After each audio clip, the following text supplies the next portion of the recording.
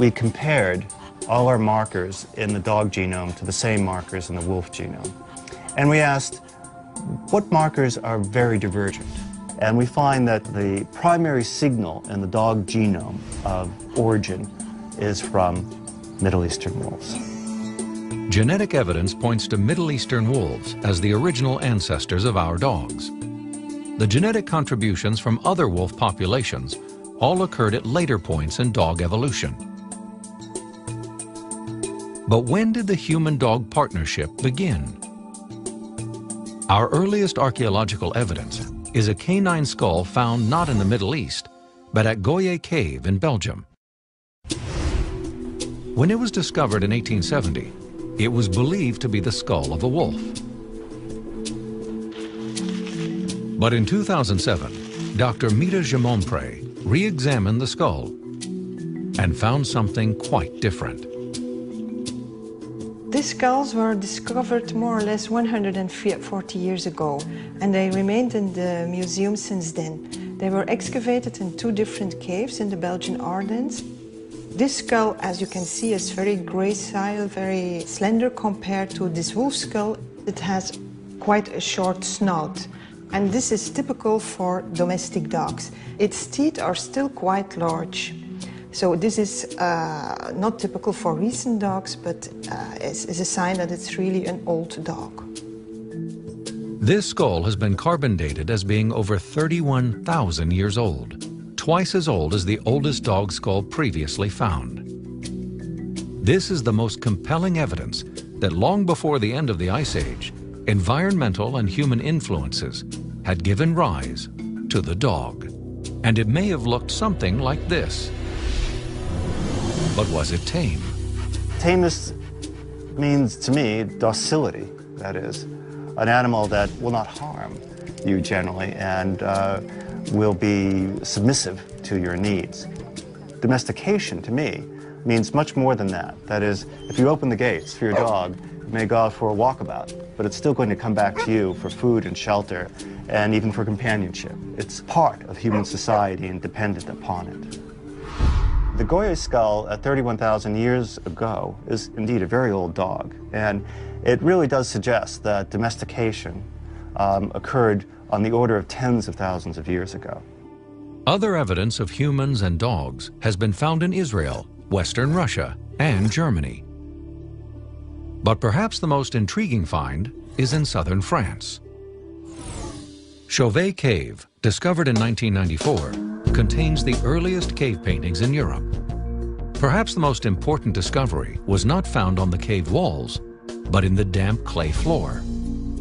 Here, archaeologists found footprints of a child that appears to have been accompanied by a dog. Unlike wolf tracks, these have the shorter middle toe of a dog's.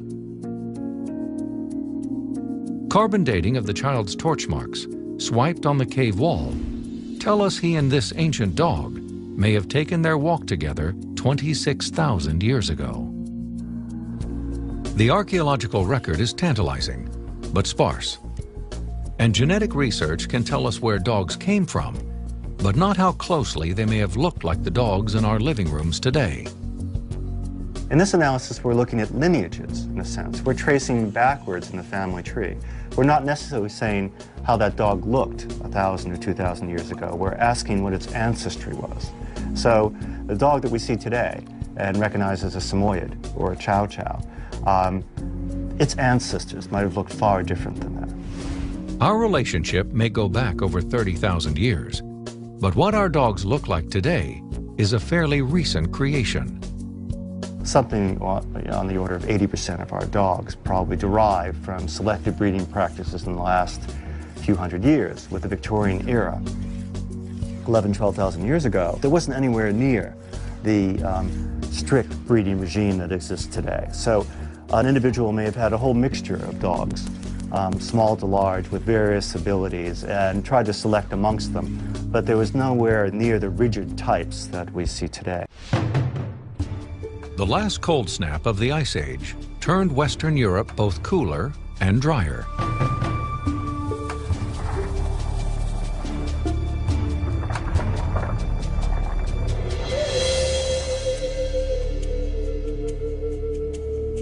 As climate changed, our ancestors had to adapt. And for hunter-gatherers, hunger was an everyday occurrence.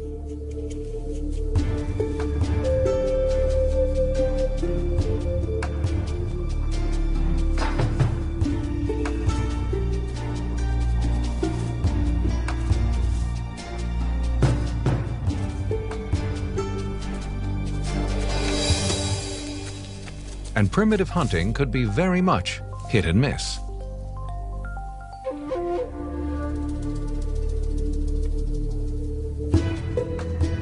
Our ancestors discovered their dogs could flush and kill game more efficiently than they could.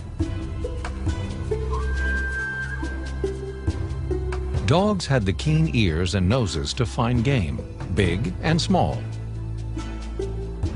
and the speed and agility to run it down.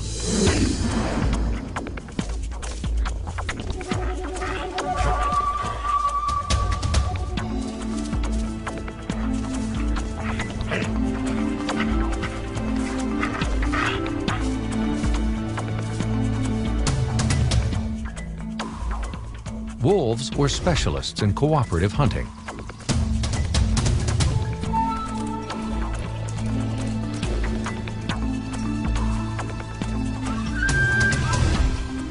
Our ancestors learned that some dogs retain the wolf's instinct to hunt and to share their food with us, their pack.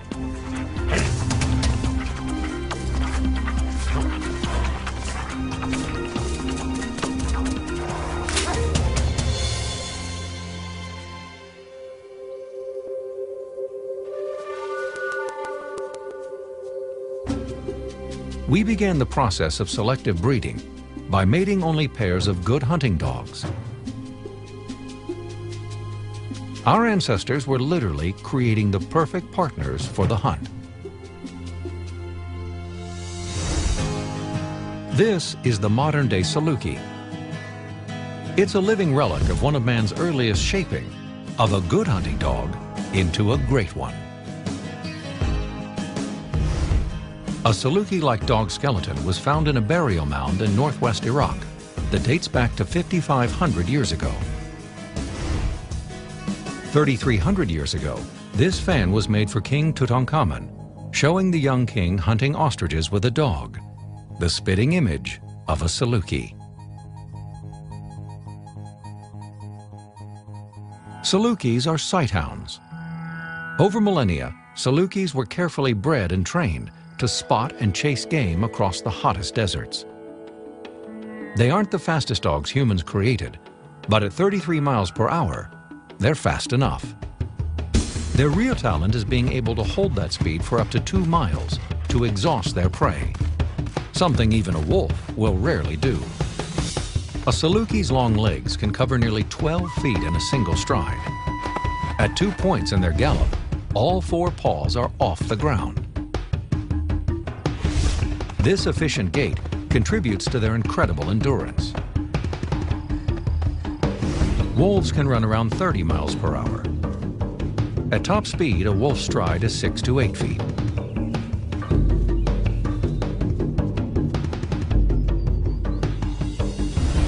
Salukis do not track by scent. Odors dissipate in the dry desert winds. Instead, Salukis rely on their vision to spot prey in the open landscape. Sight is generally considered one of the weaker of a dog's senses, but the long-skulled sighthounds have binocular vision like we do, and a very wide field of vision, 270 degrees. That's 110 degrees wider than ours. Selective breeding gave Salukis a powerful visual streak that runs through their retina. This is believed to make moving objects on the horizon, like prey, highly visible.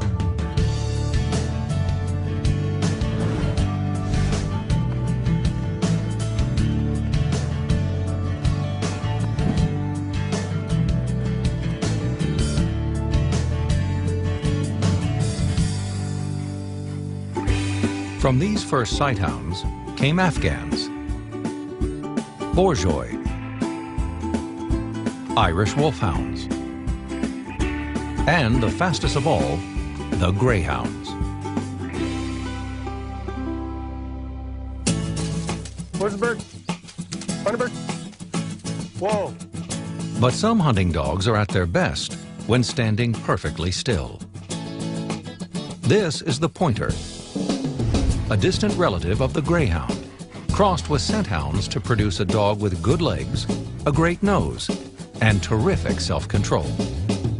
Whoa. Whoa.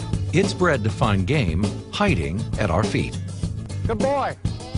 Pointers not only sniff out hidden prey, they freeze on a dime before scaring it off and point the presence of a bird out to its owner. The German short-haired pointer was bred for the common person in Germany. They wanted a dog that would track and hold game, and they didn't have guns back then when these dogs were around, so they would use raptors, and the dog would hold the bird on point, and they would release their raptors, and the hawk or the peregrine or whatever they had at the time would come in and grab the prey. And they're mesmerized by the bird. They want to find it, and then once they do, they want it, but there's something that holds it back, and that's that breeding. When he's not working for the U.S. Forest Service, Brian Dirks trains pointers in Northern California. Heel, heel up. Heel up. Lacey, heel up. Good girl. Boy. Heel.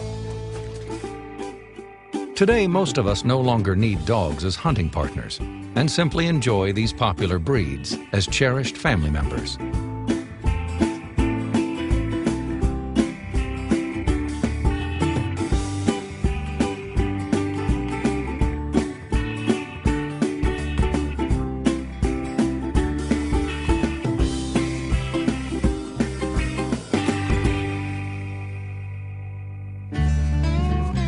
Humans harnessed the wolf's natural impulse to feed the pack and created retrievers.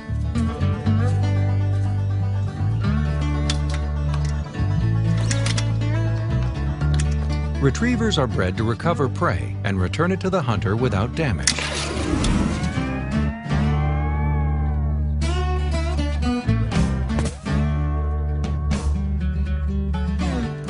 Field trials with these dogs have become a popular sport for many dog owners.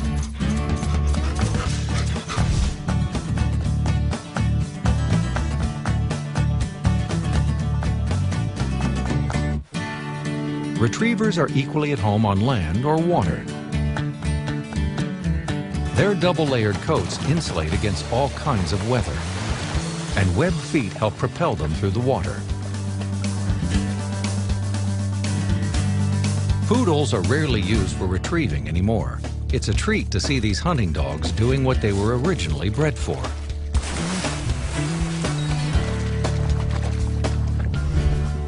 Wolves will charge into water in pursuit of prey, and our dogs are a chip off that old block. Retrieving breeds are bred for soft mouths. This refers to the willingness of the dog to carry game in its mouth without biting into it.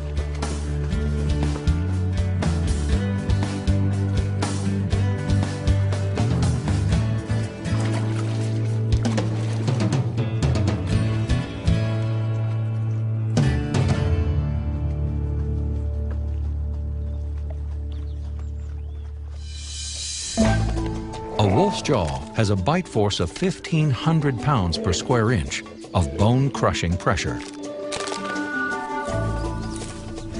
Even with prey in his mouth, a retriever can suppress that urge to bite, and they can recover a downed bird as gently as they would a lost pup. Whether they're pets or hunting partners, it's really our dog's affection we cherish most. Because without it, all the physical and sensory superiority we bred into them would mean nothing.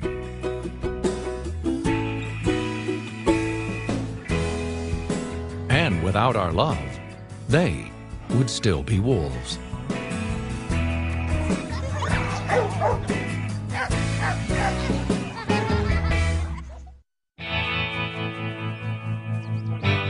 For thousands of years, humans migrated with the great herds, taking only what they could carry.